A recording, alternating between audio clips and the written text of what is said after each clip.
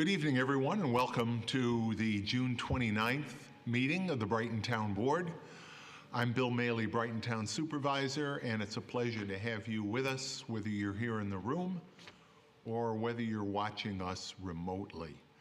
Of course, our normal schedule would have had us meeting last night, the fourth Wednesday of the month, but out of respect for members of the community who celebrate the important Muslim holiday of Eid al-Adha, we have moved our meeting this month to Thursday.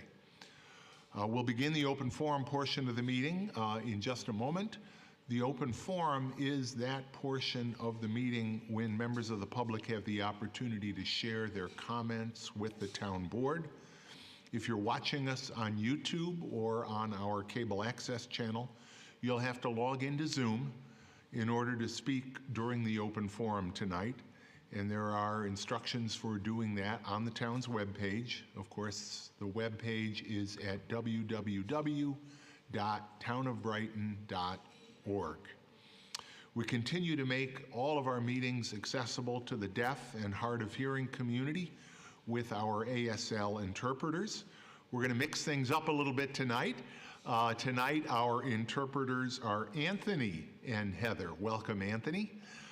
We do appreciate having our interpreters here with us at these meetings. The agenda for tonight's meeting, as always, for people that are here in the room, is on the back table. And for those of you that are watching us remotely, the agenda and all of the materials we'll be considering and reviewing tonight in making our decisions, all of those materials are available on the Town of Brighton webpage. I ask that we stand, if you're able to begin the meeting with the pledge. I'll ask Councilmember Wilt to lead us. I pledge allegiance to the flag of the United States of America and to the republic for which it stands, one nation under God, indivisible, with liberty and justice for all.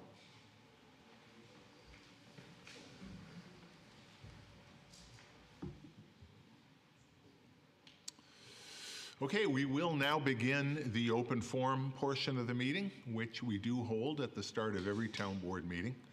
The open forum is an opportunity for members of the public to address the board concerning any matter related to the town, whether or not it's an item that's on our agenda this evening. If you're here in person and would like to speak during the open forum, simply raise your hand so that we can recognize you. If you're participating remotely, as I mentioned earlier, you must join the meeting first on Zoom.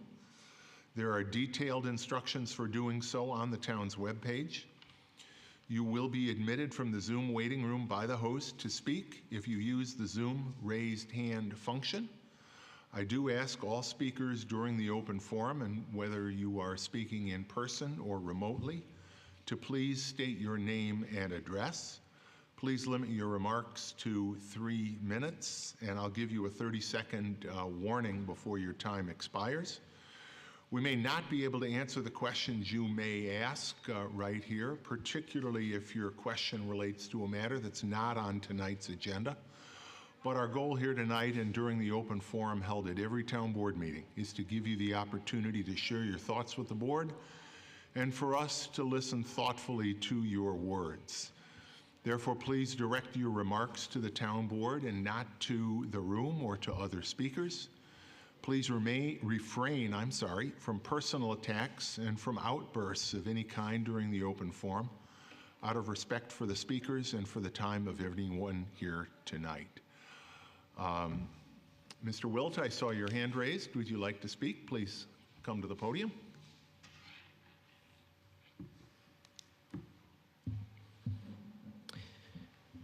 Yes, Nicholas Wilt. Good evening, Bill and members of the Town Council. A bedrock principle in diversity, inclusion, and equity work is that we never try to tell members of marginalized communities how to talk about their oppression. For example, if someone says Black Lives Matter, I believe all of you have the education and presence of mind not to immediately respond by saying, why Black lives, or all lives matter. Such tone policing has no place in a town that places a premium on diversity, equity, and inclusion. So I'm here to talk to you tonight to follow up on an exchange with a member of this town board from a few days ago. The topic of white supremacy came up in the form of a straw man argument about mailers that were sent to Brighton residents. I don't remember anyone saying those mailers were white supremacists, but I was told, one, that that was said, and two, that that was wildly inappropriate. I pointed out that white supremacy and white supremacist are terms of art in contemporary academic work on racial equity. And this member of the town board retorted that it was a term of hate. I don't need to hear it from you or from anybody else. Given that today members of marginalized communities use the term to describe their lived experiences, this hostile response amounts to tone policing. But there once was a time when the term white supremacy was used by white people to describe their own place in the racial hierarchy.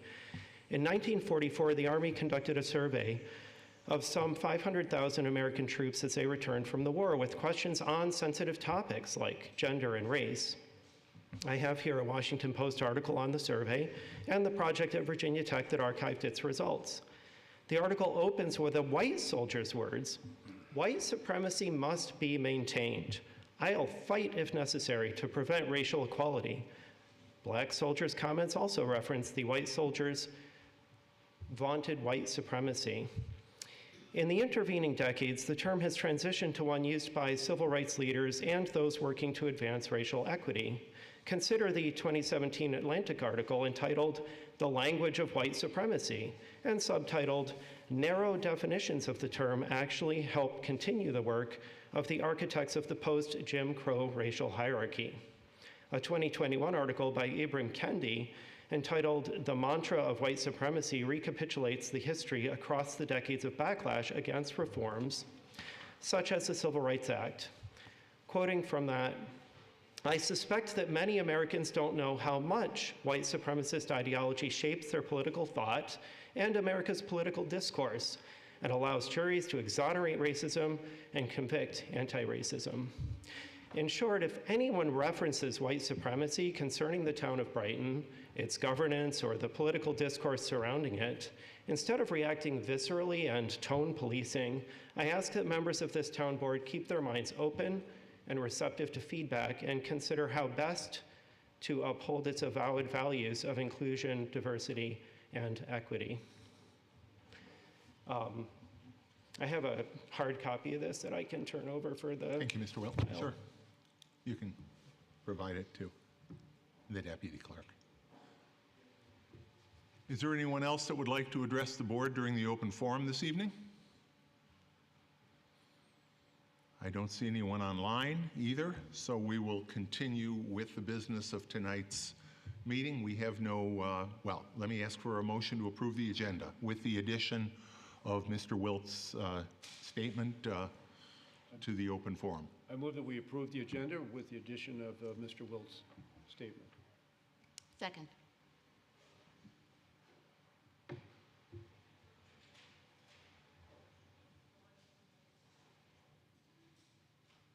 Any discussion? Hearing none, please call the roll. Councilmember DePoncio? Aye. Councilmember Warner? Aye. Councilmember Wilt? Aye. Councilmember Corrado? Aye. Supervisor Mailey? Aye. Can I have a motion to receive and file the communications? So moved. Second. These are the communications that are really hard to get. Tonight, the one communication we're receiving and filing is from our Assistant Finance Director, Suzanne Zaso. Suzanne,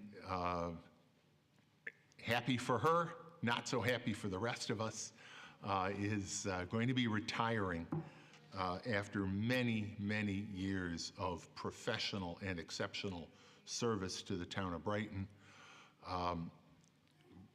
She's going to be continuing to work for a little bit longer, but her retirement letter is being submitted tonight, and Suzanne has just been a rock in this organization, doing so much work in the wide range of activities that are carried out through the finance department. I can't say enough about all the work that she has done. Obviously, Earl, you've had a relatively short opportunity to work with Suzanne, but all of us have had the pleasure of her presence and her professionalism. So that is the one item of communication we're receiving and filing, and yes, we have to accept it. Any further discussion? 32 years. 32 years. Astounding. Yep.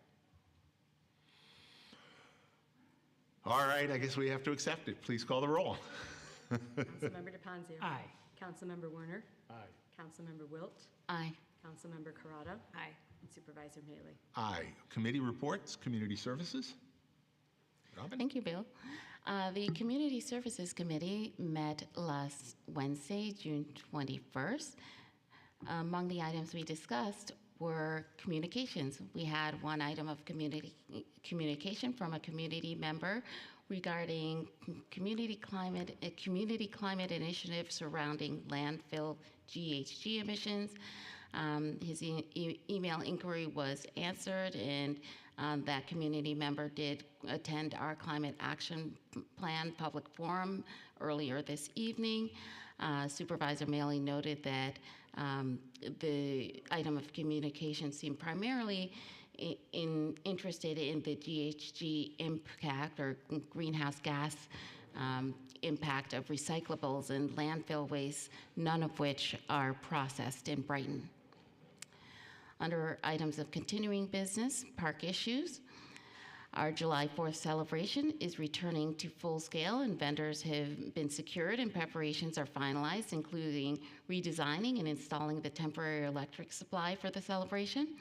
Festivities will begin with the annual 5K race, originating at 8 a.m. from the 12 Corners Middle School parking lot due to construction at the Brighton High School bus loop.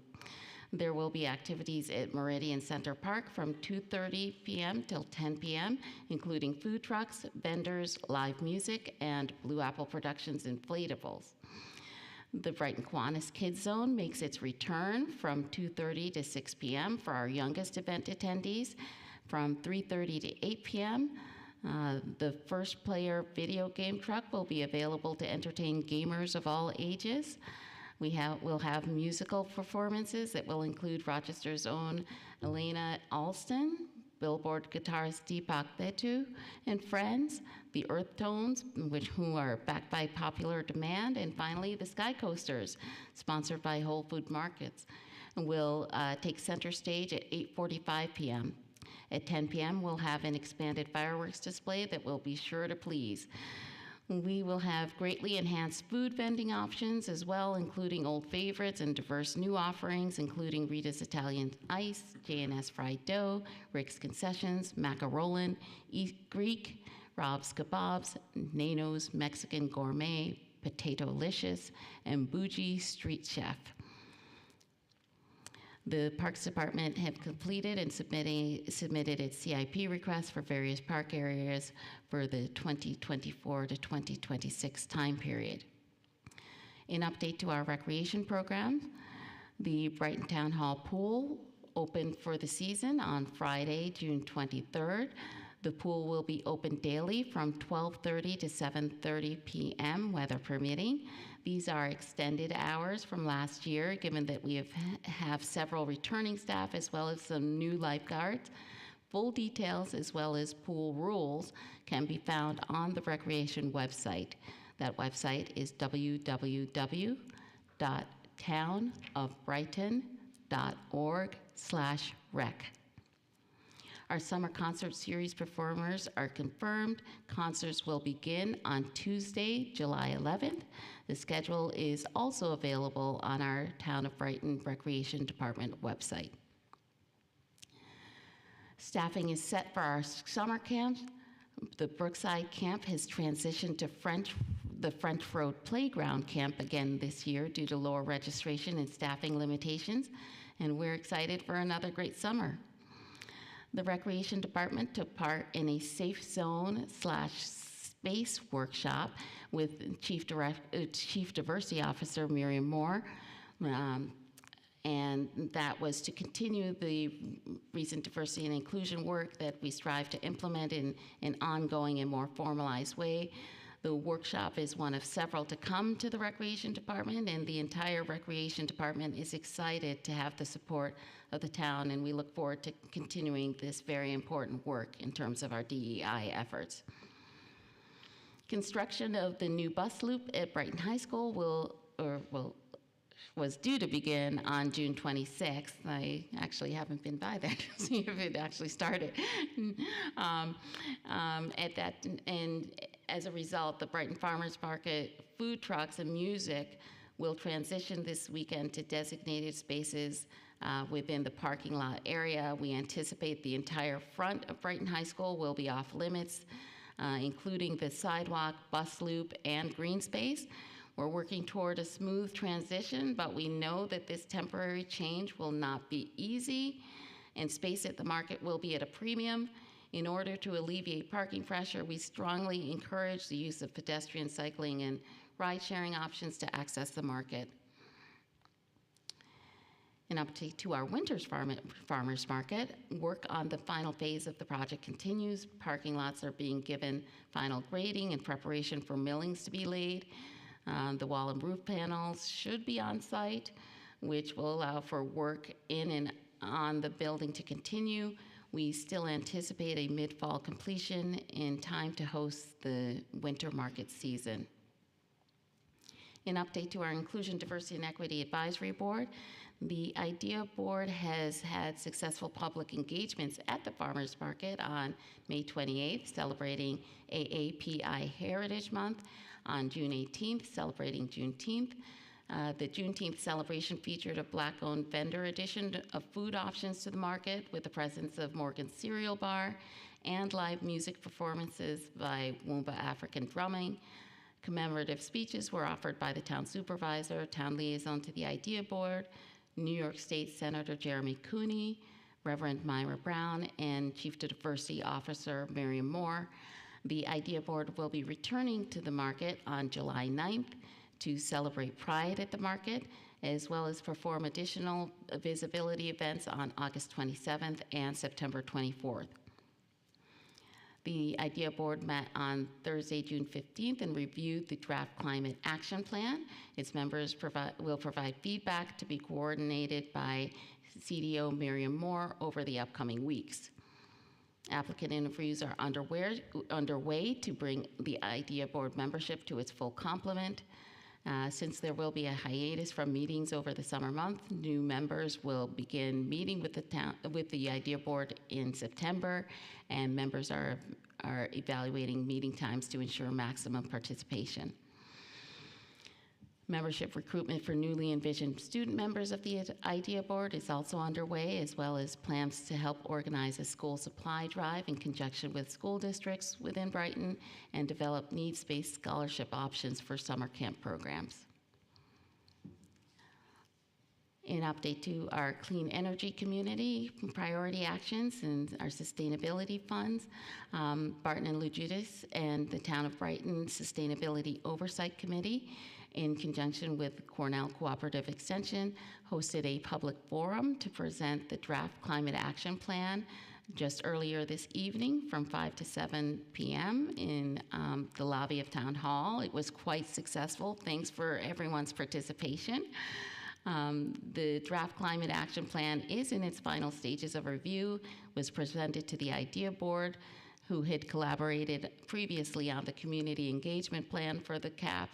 And similar presentations will take place and have taken place in the Community Services Committee and will take place with the Conservation Board in July and potentially to town department heads. An update to our Urban League of Rochester, ABC, Town of Brighton First-Time Home Buyers Program. We continue to engage with lenders in conjunction with the Action for a Better Community Greenlining Initiative. A key factor in the current housing market is availability, with extremely limited options for first-time buyers. And given these circumstances, lenders are amenable to work with the town to develop a Community Reinvestment Act tax incentive structure that prioritizes consumer home ownership over investor procurement of housing. An update to our Council Member on Your Corner program, the pop-up tent to house the operations of Council Member on Your Corner was due to arrive today, so should be available for our Pride at the Market, at the Farmers Market celebration. Council Member on Your Corner has been co-located, with the Idea Board visibility events at the Farmers Market this season. And just to list some of our upcoming events, our Independence Day celebration will, of course, be at Meridian Center Park, 2025 South Winton Road on Tuesday, July 4th from 2 p.m. to 10 p.m. with our 5K proceeding at 8 a.m. at 12 Corners Middle School. The Pride celebration and flag raising will occur at Brighton Town Hall lawn, 2300 Elmwood Avenue on Friday, July 7th at 12 noon. Our Brighton Farmers Market continues to convene at the Brighton High School parking lot, 1150 South Winton Road on Sunday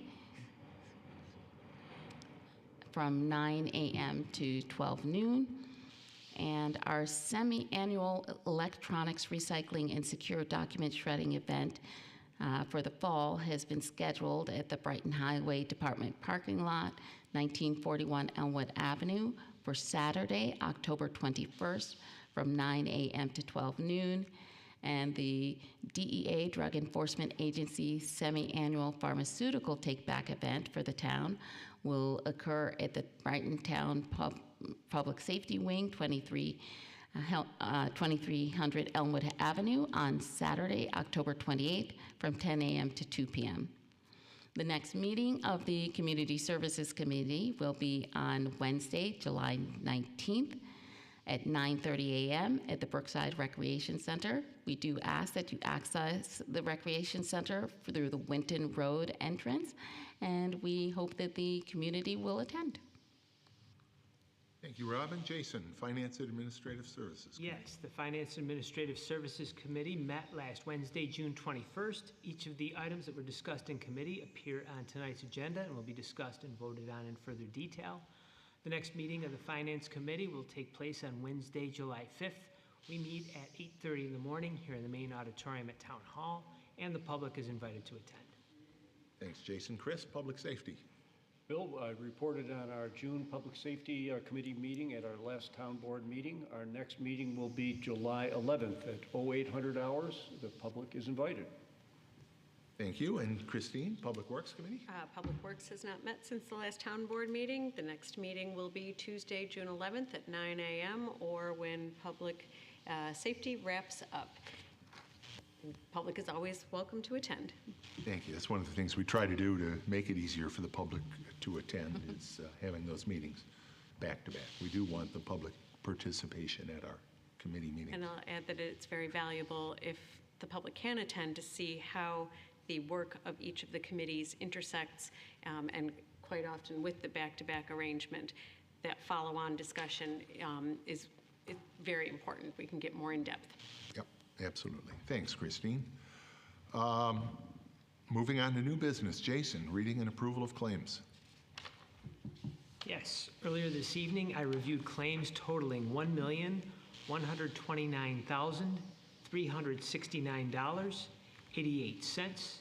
Notable claims include to Baker and Taylor Incorporated in the amount of $14,722.41, representing payment for the purchase of children's, young adult, and adult books for the town library. Also to Hines Concrete Contractors in the amount of $185,752.50, representing payment for the concrete gutter replacement on Wendover and Stanford Roads. Also to Paris Kerwin Associates in the amount of $240,388.83, representing payment for June 1st through December 31st, 2023 commercial insurance premiums, including property, auto, inland marine, general liability, and law enforcement. Also to LDL Pools in the amount of $2,893.92, representing payment for the opening of the town hall pool, vacuuming of the pool, and chemicals and supplies for the pool.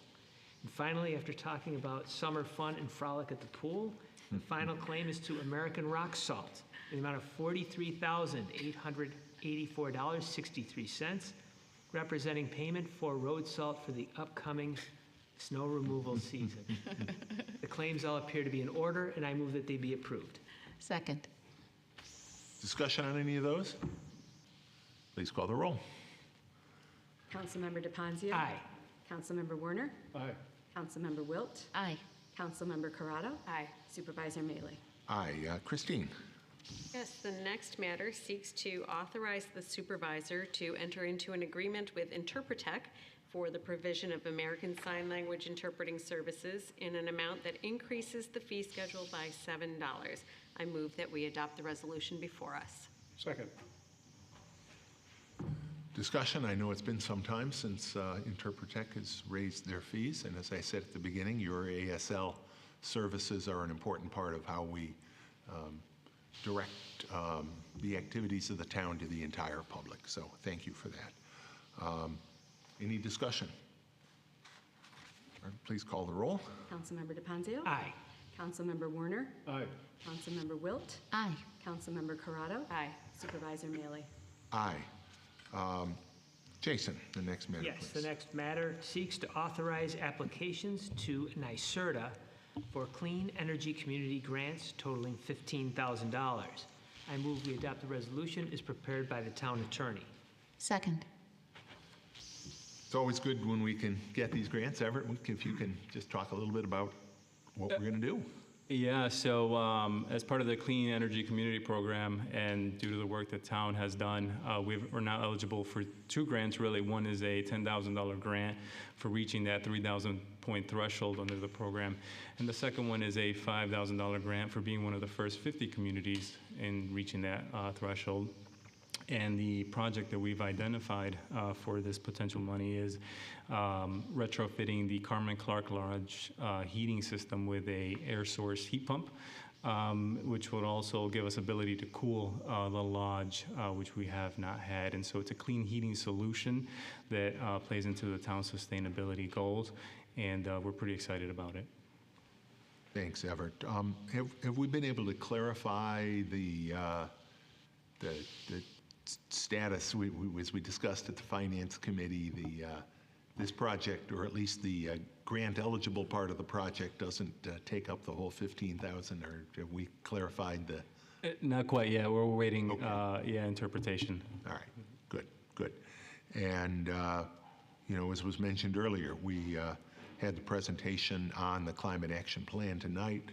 The greenhouse gas inventory is an integral part of that plan, and this is one of the ways that we have identified that we will reduce greenhouse gas emissions from town operations, so that's a positive. We have a motion. It's been seconded. Any further discussion? Hearing none, please call the roll. Councilmember DePonzio. Aye. Councilmember Werner. Aye. Councilmember Wilt. Aye. Councilmember Corrado. Aye. Supervisor Mailey. Aye. Robin, the next item, please. Certainly. The next matter seeks to approve the appointment of Maureen Siesto to the position of Permanent Part-Time Recreation Assistant 3, effective July 11, 2023. I move that we adopt the resolution as prepared by the town attorney. Second. Discussion. Hearing none, please call the roll. Councilmember DePonzio. Aye. Councilmember Werner. Aye. Councilmember Wilt. Aye. Councilmember Corrado. Aye. Supervisor Mailey. Aye. Chris. Next item is to, approve the appointment of Dan McCormick of 350 Avalon Drive to the Conservation Board for a term effective immediately and ending December 31, 2023. I move that we adopt the resolution before us. Second. We interviewed Mr. McCormick.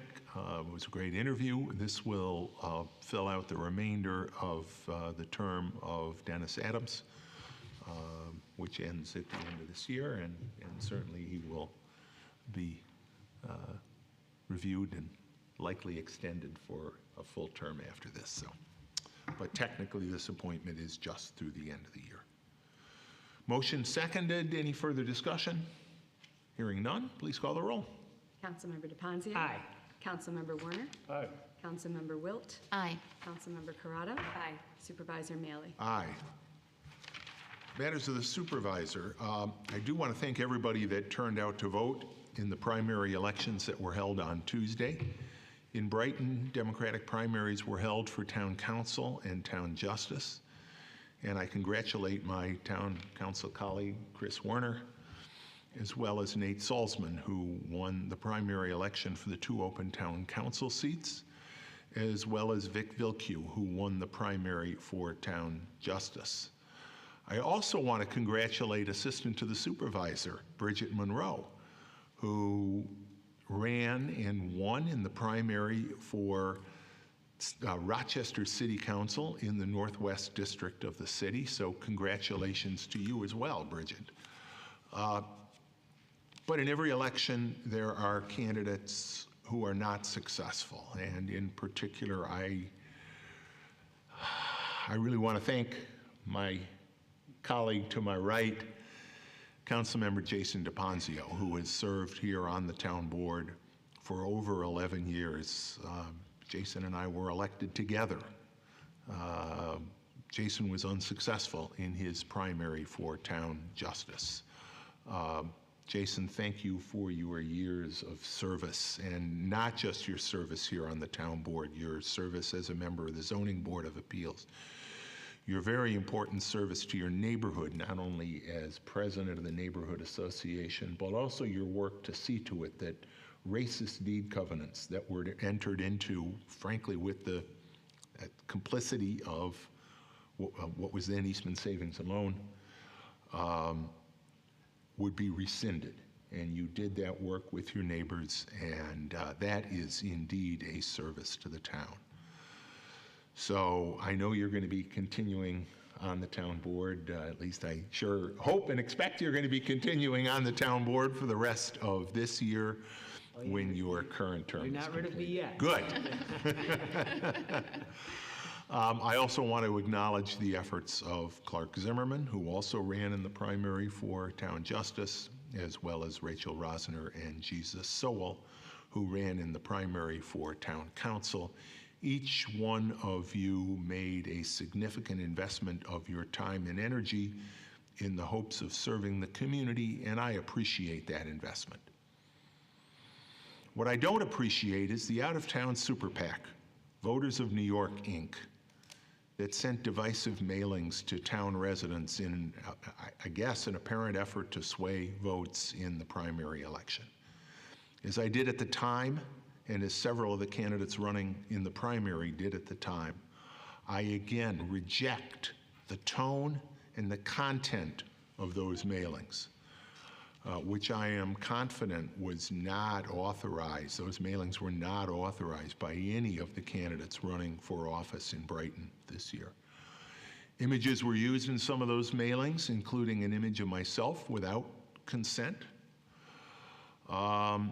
And other images were used that certainly to me and to others suggested racist and hurtful tropes that have no place in this community. I doubt that whoever sent those mailings is watching tonight, but if they are, let me say to you, those mailings were hurtful to the people of the town of Brighton. Those mailings caused divisiveness where many community members have worked hard to promote harmony and inclusion. Those mailings have no legitimate place in political discourse